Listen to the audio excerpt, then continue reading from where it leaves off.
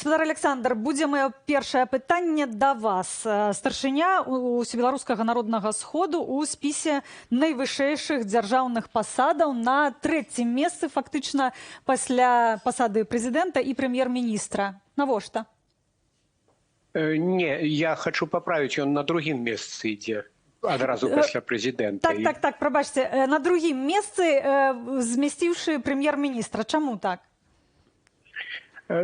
Я думаю, што гэта не выпадкова, як вось уже зазначыў тут Юрась Губарэвіч, Лукашенко і на першым, і на другім месцы бачыць менавіта сябе.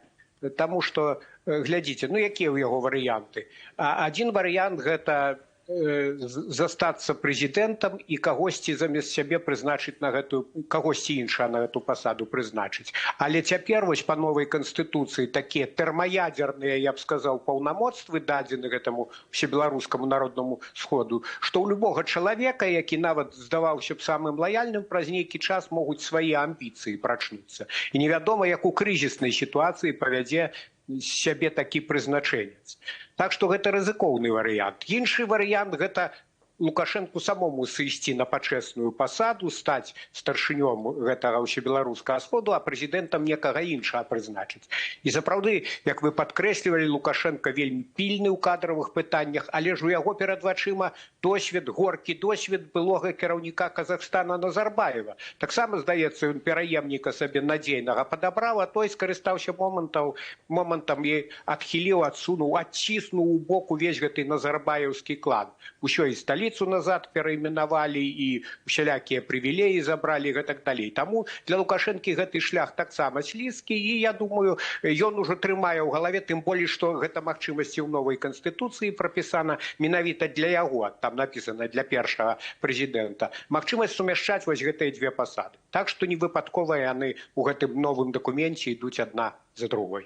Спадар Артём, ці на вашу думку гэтую другую па месцы пасаду ў гэтым рэестры Лукашенко рэзервуе для сябе і будзе на двух пасадах, а адначасова ці ўсё ж такі выберэ пэўную... Я лічу, што па сутнасці можа быць два сцэнары. Па-першае, вось на нашых вачах адбываецца па сутнасці трансфармацыя палітычнай сістэмы, то бок убудоўванне новага нейкага канстытуцыйнага органа гэтага Усебеларускага народнага сходу, дзеля мэтаў самога Лукашэнкі. І самым лагічным для яго бачыцца, каб не наступаць на вось тыя граблі, як у Казахстане, гэта сапраўды заняць вось две пасады і сумяшаць яшчэ нейкі час. Ці таксама ён можа глядзець на прыклад Туркменістана. У тым сэнсе, што ён можа пасаду прэзідэнта скіраваць кагосьці, каму будзе давяраць на 100%. Гэта яго сын Віктор Лукашенко, а сам можа заняць вось гэтую пасаду старшыню Усебеларускага народнага сходу. То бок гэта нейкай ступені можа не дапусціць таго сцэнара, які адбыўся ў Казахстане. І гэта мае адбыцца вось ужо фактычна цяпер. Цяжка сказаць, ведаеце, я, канешне, не магу глядзець у будучыню, але цалкам лагічна, што гэта можа быць такі нейкі сумяшэнне гэтых пасадаў у Лукашэнкі наступныя 5 год пасля выбараў 25-го года, а потым уже перадача. Ці ён можа рызыкнуць і пайсці вось зараз. Гэта залежыць ад здароўя, ад знешніх фактараў, магчыма, ад таго ж самага ціску знешняга. Спадар Александр, а на вашу думку, ці увогуле можа застацца толькі пасада вось гэтага старшыні УНС, а прэзідэнцтва увогуле можа быць скасавана? Такі варыянт увогуле магчымы? Я думаю, што пры Лукашэнку гэта немагчыма. І калі ён нават будзе па стане здароўя у такіх умовах некаму перадаваць, усё ж такі праз не хачу перадаваць уладу, то ўсё адно будзе прадугледжана менавіта прэзідэнцкая пасада, таму што сістэма аўтарытарная, тут павінен быць правадыр. Сёння гэта ўсё на Лукашэнку трымаецца, але нават ён прызнае дэ-факта, што гэта велізарныя магутныя паўнамоцтвы, таму і пачаў ён гэту маніпуляцыю з канстытуцыяй, каб нібыта нейкая была процівага. Але тут трэба сказаць, што вось тая сістэма, яна жорсткая, якую адбудаваў Лукашенко, гэта персаналісцкая дыктатура, але яна па-свойму дасканалая. Ён яе любоўна выбудоўваў шмат гадоў. А вось цяпер гэты Усебеларускі народны сход гэта такое пятае кола ў гэтым возе, і гэта стварае рызыкі разбалансіроўкі сістэмы ў нейкай крызіснай сітуацыі. Таму як яно будзе сказаць цяжка, а Лукашенко, асабліва пасля 2020 года, рызыкаваць, я думаю, не стане. Калі казаць там пра сыноў, так, сёння вы згадывалі якраз там датэрміновыя выбары ў Азербайджане, ну, як кажуць, здагадаецеся з 3 разоў, хто там трыумфальна пераможа. Дык вось, гледзячы на азербайджанскі сюжэт, Лукашенко, я думаю, не без зайздрасці думае, як Аліеў старэйшы ў свой час цяперашняму Гейдару, Ільхаму Аліеву перадаў уладу. Я думаю, што вось гэты варыянт для Лукашэнкі найлепшы, ідэальны, бо гэта свой родны чалавек, які ніколі не падвядзе, але на сённяшні дзень, калі казаць пра старэйшага сына Віктара, ён абсалютна не раскручаны, наадварот, ён цяпер у цені, там на пасадзе старшыні нацыянальнага алімпійскага камітэта. Мікалай, любімец, малодшы сын, ён занадта малады, канстытуцыя толькі з 40 гадоў дазваляе быць прэзідэнтам. Таму, я думаю, Лукашенко, плюс дадайце ягоную шалёную гэту прагу ўлады, ягоную недаверлівасць, я думаю, што ён да апошняй фізічнай магчымасці пастараецца трымаць усю паўнату ўлады ў сваіх руках, і таму, як я ўжо казаў, пойдзе на сумяшчэнне вось гэтых 2 пасад. Спадар Артём, ці вы трымаеце сувязь з цяперашнімі прадстаўнікамі вертыкалі ўлады? Лукашенко часам кажа пра тое, што ёсць кадравы голад, ці сапраўды ён ёсць, і ці гэта проста няма ахвотных, ці трэба проста тых самых людзей мяняць месца? Ну, наша каманда трымае сувязь з некаторымі галінамі улады дзеючай, у рэжыму, безумоўна, з чыноўнікамі, якія на месцах і на месцах працуюць, і ў цэнтральным апараце. І ў гэтым сэнсе можна казаць пра тое, што кадравы голад сапраўды ёсць. Але ён у якім сэнсе існуе? У тым сэнсе, што на вышэйшыя пасады дастаткова цяжка Лукашэнкі падабраць тых людзей, якіх ён будзе давяраць на 100%. То бок, магчыма, нават і ёсць прафесіяналы на гэтыя пасады, але ці ёсць давер да іх, вось гэта першае. Ну а на мясцовым узроўні ўжо пытанне стае іншым шляхам. Не хапае кадраў, не хапае спецыялістаў, якія будуць выконваць працу добра. І вось гэты кадравы голад, не ўсе зараз хочуць ісці ў чынавенства на мясцовым узроўні, таму што і, канешне, заробкі падвышаюцца, але людзі хутчэй з'язджаюць, ім прасцей з'ехаць. І вось, таму што адказнасць дастаткова вялікая і спрос вялікі.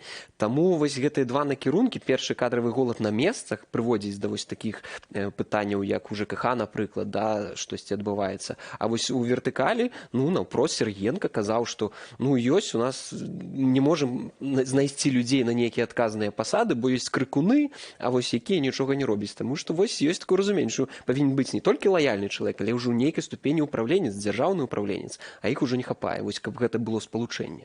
То бок утрымаць падвышэннем заробкаў, як гэта, напрыклад, робіцца датычна сілавікоў, тут не варыянт. Ну, яны спрабуюць, але вельмі шмат адказнасці, вельмі шмат працы, вельмі шмат надзору з боку тых самых сілавікоў. І каб зацягнуць маладога перспектыўнага спецыяліста працаваць у нейкі райвыканкам, ну, гэта дастаткова складана. І ён думае, навошта мне гэта трэба?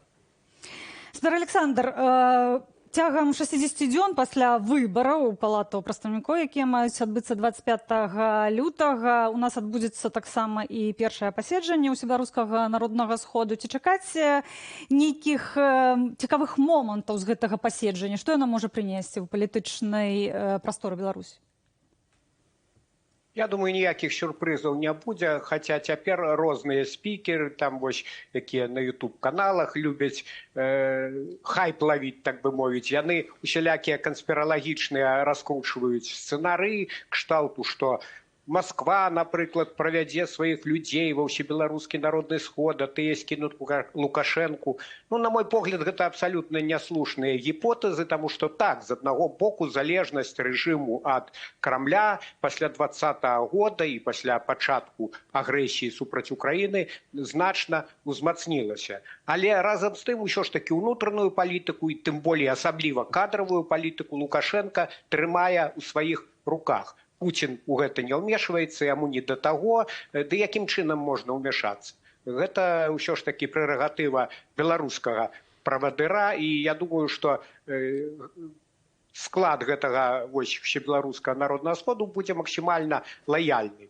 Нагадаю, што ён будзе складацца з 3 трацінаў. Груба кажучы, траціна гэта чыноўнікі, номенклатура, траціна ад так званых грамадскіх арганізацый, насамрэч праўладных структур кшталту ФПБ, БРСМ і гэтак далей, ад бутафорскіх гэтых усіх арганізацый. Ну і трэцяя частка гэта дэпутаты, тыя самыя дэпутаты, якія фактычна ўжо прызначаны, 25 лютага будзе імітацыя, так званы адзіны дзень галасавання, але зразумела, што і раней фактычна прызначаліся спісам гэтыя дэпутаты, ну а цяпер тым болей раней хаця б у нейкіх мікраскапічных дозах дапускалі апазіцыю дзеля вітрыны, каб захаду паказаць, а цяпер гэта не трэба, выбары максімальна стэрыльныя, іх выбарамі нельга назваць. Таму рэзюмую, што склад Усебеларускага сходу будзе максімальна лаяльны, і на гэтым этапе сюрпрызаў чакаць не выпадае. Але як яно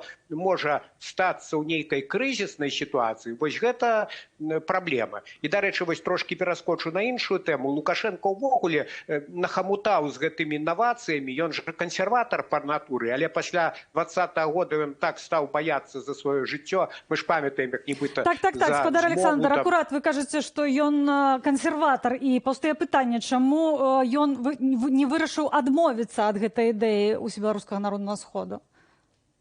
Ну, позна было, уже не мог ён адкруціць, таму што ён пайшоў на змену Канстытуцыі, напэўна, і пад ціскам Масквы, таму што вось тады, калі яшчэ бушавалі пратэсты 20-го года, і Пуцін, і Лаўроў, міністр замежных спраў Расіі, яны амаль што адкрытым тэкстам казалі, што трэба акуратна сыходзіць Лукашэнку, не адразу, не пад ціскам так званай каляровай рэвалюцыі, як яны сабе гэта уяўляюць, але паступова праз якраз вось нейкія змены ў Канстытуцыі. Але Лукашенко зацэментаваў сітуацыю, здушыў брутальна пратэсты, плюс Пуцін пачаў вайну ва ўкраіне, і таксама коней на пераправе не мяняюць. Таму гэта пытанне адпала, але ўжо працэс быў запушчаны. І Лукашенко перагаворваў потым, што і ранейшая Канстытуцыя была някепская, калі ўжо мяняць, дык някепска было б запісаць, што прэзідэнта лепей хай быў той самы Усебеларускі сход абіраў, ну але ўжо пасля бойкі кулакамі не махаюць, як той кажа. Так што вось так працэс па інерцыі пайшоў. Спадар Арцём, спадар Александр кажа пра зацэментаваную сітуацыю. Магчыма, тут варта яшчэ задацца пытаннем, вось гэта зацэментаваная сітуацыя у палітыцы, у грамадстве, яна застанецца? Ну, ведаеце, канешне, грамадства гэта ж не тое, што вось адбылося, зацэментавалася і не зменіцца. Канешне, можа змяніцца. Але казаць пра час, калі гэта адбудзецца, ну, вельмі складана, таму што той узровень рэпрэсій, той узровень гвалту, той узровень кантролю над грамадствам, ну, фактычна мы бачым, назіраем тое, што адбываецца пераўтварэнне аўтарытарнай сістэмы ў таталітарную.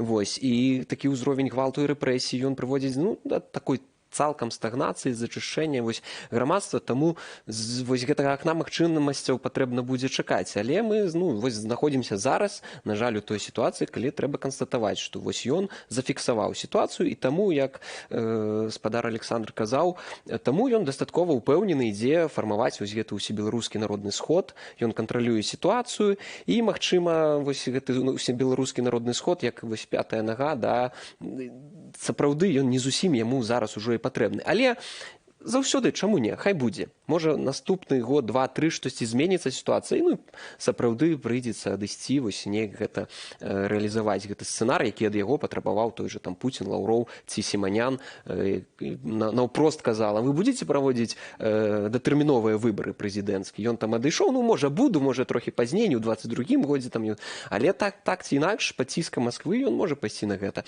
Але вось на дадзены момант пакуль падаецца тое, што вось гэтую электаральную кампанію, ну, прост вось гэтыя паўгады ён будзе праводзіць зараз вельмі ўпэўнена.